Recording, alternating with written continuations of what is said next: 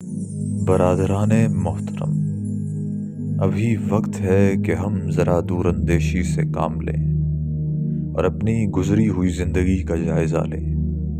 اپنے نفع و نقصان کا حساب لگائیں اور یہ دیکھیں کہ جس جن سے زندگی اور اس کے ساز و سامان کو امانتاً لے کر اس دنیا کے بازار میں کچھ کمانے کے لیے آئے تھے، ان کے ساتھ ہم نے کیا کیا، ان کا کس قدر حصہ نفع بخش کاموں میں لگایا، کس قدر اپنی نادانی سے بیکار کھو دیا اور کس قدر دانستہ و نادانستہ اس صاحب امانت کے منشا بلکہ اس کے صریح احکام و ہدایات کے خلاف دوسرے کاموں میں خرچ کر ڈالا۔ ہاں، اب بھی وقت ہے کہ یہ سوچیں کہ جس قدر سرمایہ ہم سے کھو گیا یا ہم نے کھو دیا، کیا اس کے لیے ہمارے پاس کوئی ایسے معقول وجوہ موجود ہیں کہ اس سفر دنیا سے واپسی پر جب ہم اپنے اس علیم و خبیر خالق و مالک اور صاحب امانت کے سامنے حساب کے لیے بلائے جائیں تو درجات و مراتب پانے والے نہ صحیح قابل درگزر ہی قرار پائیں۔ اس لیے ان تمام لوگوں کو جو اللہ، اس کی کتاب اور اس کے رسول صلی اللہ علیہ وآلہ وسلم اور یوم آخرت پر ایمان رکھتے ہیں اور جزا و سزا کے قائل ہیں، عموماً، اور ان حضرات کو جو خیبر امہ اور شہداء علی الناس میں شمار ہونے کی تمنا اور لا الخلق والامر کا عملی پروگرام لے کر اٹھے ہیں، خصوصاً اپنی گزشتہ زندگی اور اپنے اب تک کے کارناموں کا محاسبہ کر کے اندازہ کرنا چاہیے کہ اپنی زندگی کا جو سرمایہ وہ ختم کر چکے ہیں اس کا کس قدر حصہ صاحب امانت کے منشا کے مطابق اس مقصد کے لیے صرف ہوا جس کے لیے یہ امانت انہیں عطا کی گئی تھی،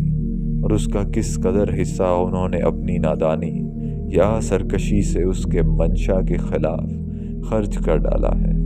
اور اب تک کیے جا رہے ہیں۔ ان امور کا ٹھیک اندازہ کرنے کے لیے ہر شخص کو پوری جز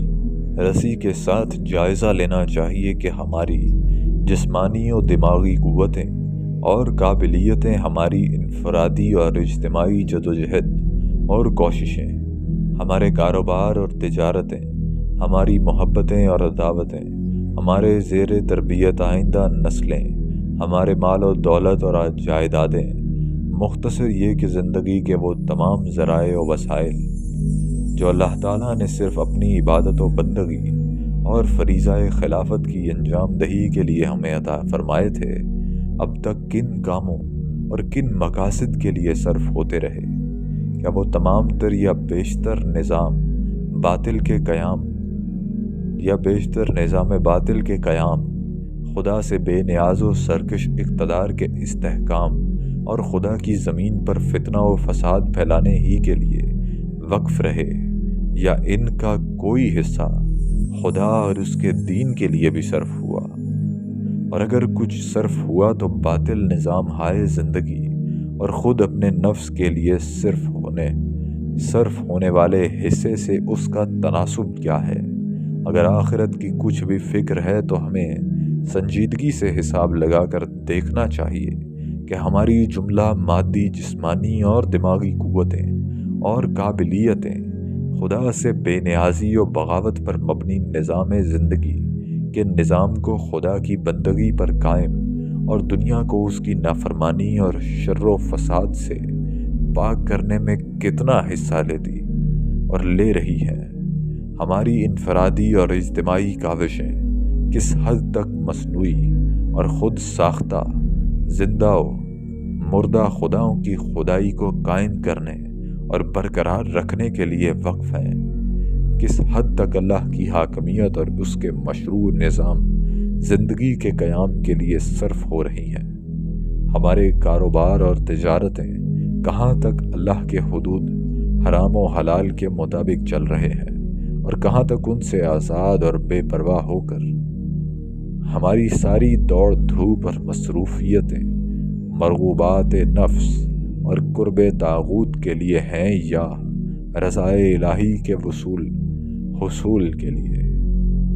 अपनी आइंदा नस्लों को हम अल्लाह की पसंदीदा राह पर चलने और उसकी खुशनौदी की खातिर जीने और मरने के लिए तैयार कर रहे हैं, या अपनी इस अजीज़ तरीन मता को मग़लूब और ज़ालिमीन के कदम ब कदम चलने के काबिल बनाने की फ़िक्र में लगे हुए हैं। हमारे मालो दौलत और दूसरे वसाइल ज़िंदगी का कितना हिस्सा तागूत के लिए है, कितना खुद अपने नफ्स के लिए, और कितना दीन हक की जदोजहद को परवान चढ़ाने के लिए। और फिर मुसलमानों ने अपना कितना खून, जिसकी कीमत एक मुसलमान अपने रब से अहद वफादारी इस्तवार करते ही वसूल कर लेता है, तागूत और की वफादारी में बहाया और बेदरेग बहाए चले जा रहे हैं। उसकी हाकमियत और इक़्तिदार की हिमायत में कितने बच्चों को यतीम, सुहागनों को बेवा, माँओं को बेसहारा, भाइयों को बेबाजू और खल्क़े खुदा को तबाह व बर्बाद कर दिया। ज़रा सोचिए, ज़िद में मुब्तला होकर नहीं,